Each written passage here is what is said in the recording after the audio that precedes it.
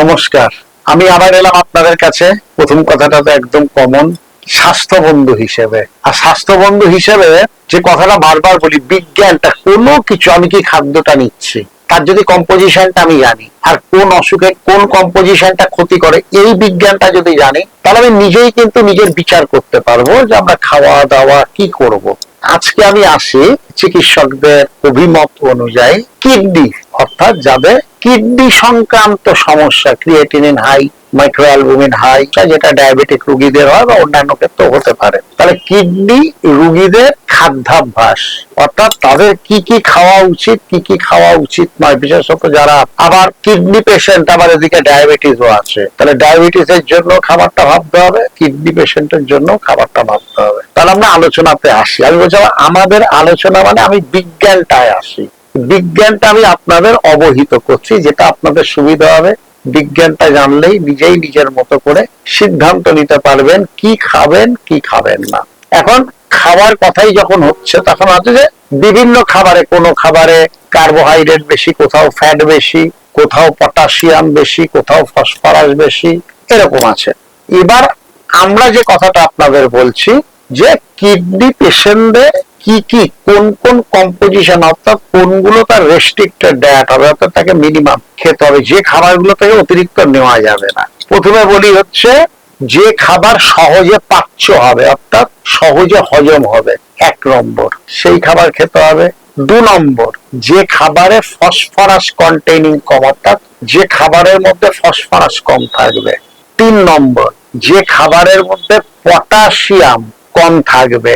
4 নম্বর, যে খাবারের মধ্যে লবণ অর্থাৎ সল্ট কম থাকবে। আর 5 নম্বর হচ্ছে আমার প্রোটিনটা, যে খাবারে প্রোটিন থাকবে না এমন খাবার তো পাওয়া যাবে না, বাট হাই প্রোটিন যেন না থাকে, একটু অল্প বিস্তর প্রোটিন থাকলো ঠিক আছে। আর এর সঙ্গে আরো একটা জিনিস অ্যাড করতে হবে, কোলেস্ট্রল। কোলেস্ট্রলটাও মডারেট থাকতে হবে, কোলেস্ট্রল যেন হাই না থাকে। কোলেস্ট্রল হাইও কিডনি পেশেন্টের ক্ষেত্রে ভালো নয়।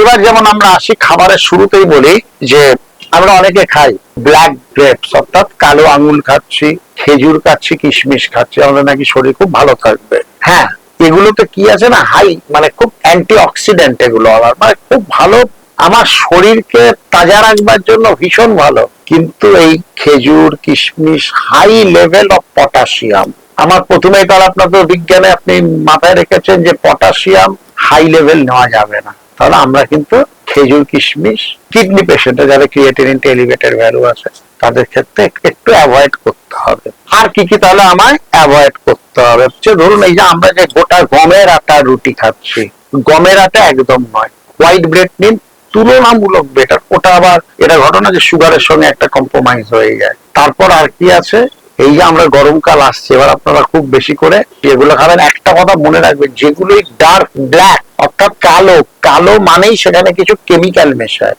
এই কেমিক্যাল কিন্তু এমনি তো শরীরের পক্ষে, যে কোনো কালো রঙের পানীয় আপনার ক্ষেত্রে কিন্তু খুব ক্ষতি হবে।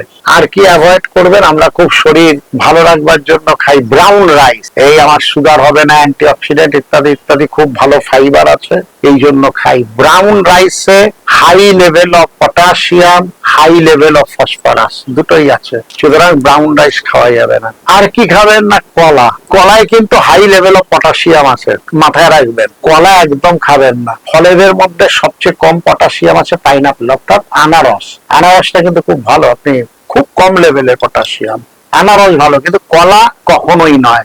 আর কি আছে, কমলা লেবু। কমলা লেবুতেও কিন্তু হাই লেভেল অফ পটাশিয়াম আছে। কলার ক্ষেত্রে হাই লেভেল অফ পটাশিয়াম, অরেঞ্জের ক্ষেত্রেও হাই লেভেল অফ পটাশিয়াম। আর হচ্ছে আগের দিনেও যে কথাটা বলছিলাম, প্যাকেটজাত খাদ্য, এই যে প্যাকেটে করে আনলেন, সে নুডলস যেগুলো এনে ওই গরমের জলে ভেজাচ্ছেন আর দিচ্ছেন, কিন্তু প্যাকেট জাতীয় খাদ্য তো এরা তো প্রিজার্ভ করে, অর্থাৎ ওগুলোকে অনেকদিন রাখবার জন্য কিছু কেমিক্যাল দিতে হয়, যার মধ্যে সোডিয়ামের পরিমাণটা অনেক বেশি থাকে। একটু ভেবে খাবেন। আর হচ্ছে শাকপাত, আমরা বলি শাক পাতায় ক্যালসিয়াম আছে নিশ্চিত ভাবে, কিন্তু পটাশিয়ামটাও আছে। মানে কিডনি পেশেন্টের এমন অনেক খাবার আছে যে খাবারগুলো খুব ভালো, কিন্তু কিডনি পেশেন্ট সেগুলো খাওয়া যাবে না। ডেয়ারি প্রোডাক্ট, দুগ্ধ জাতীয় যা প্রোডাক্ট আছে, সে দই হোক মিষ্টি হোক, এর মধ্যে তো আমাদের অ্যাভয়েড করতে হবে।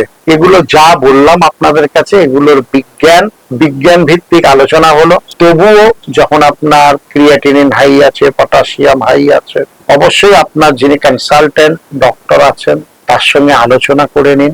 আমরা একটু বিজ্ঞানের আলোয় আলোকিত করতে চাইলাম। শুধু ফর্মুলাটা মাথায় রাখবেন, সোডিয়াম লো থাকবে, পটাশিয়াম লো থাকবে, ফসফরাস লো থাকবে, সল্ট লো থাকবে, প্রোটিন লো থাকবে, এই কটা কথা মাথায় রাখবেন। এবার যখনই যে কোনো খাবার খাবেন, এখন গুগল আছে বা আপনার পরিচিত যারা আছেন যারা এই সমস্ত বিষয় নিয়ে চর্চা করে জেনে নেবেন যে ভাই এই খাবারের মধ্যে 5টা জিনিস তুলনামূলক লো আছে, তো এই 5টা উপাদান লো থাকলেই সেই খাবার কিডনি পেশেন্টের জন্য ভালো। সুতরাং আমরা চেষ্টা করব যে কোনো অসুখ, যে কোনো খাদ্যাভ্যাস বিজ্ঞান ভিত্তিক আলোচনা করতে। বিজ্ঞান ভিত্তিক আলোচনা করলেই আর সেই বিজ্ঞানটা আপনারা নিতে পারলেই তুলনামূলক তো আলোচনাটা বোঝাটাও অনেক সহজ হয়ে যাবে।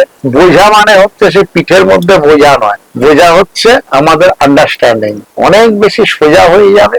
আর এই আন্ডারস্ট্যান্ডিং অর্থাৎ এই বোঝাটা যদি অনেক সোজা হয়ে যায়, তাহলে এই অসুখ বিসুখের যে বোঝাটা পিঠের উপর চেপে বসে সেই বোঝাটা হালকা হয়ে যাবে। একটা বিজ্ঞান ভিত্তিক বোঝাপড়াটা যদি খুব ভালো আমাদের মধ্যে রপ্ত হয়, অসুখ বিসুখের যে দুশ্চিন্তার বোঝা সেই বোঝাটা কিন্তু অনেকটা হালকা হয়ে যাবে, অনেকটা দ্রবীভূত হয়ে যাবে। আসুন আমরা বিজ্ঞান ভিত্তিক বোঝাপড়াটাকে খুব স্বচ্ছতার মধ্যে আনি, তাহলেই পারবো নিজেদের অসুখের সঙ্গে নিজেদের মোকাবিলা করতে। সবাই ভালো থাকবেন, আনন্দে থাকবেন, শান্তিতে থাকবেন।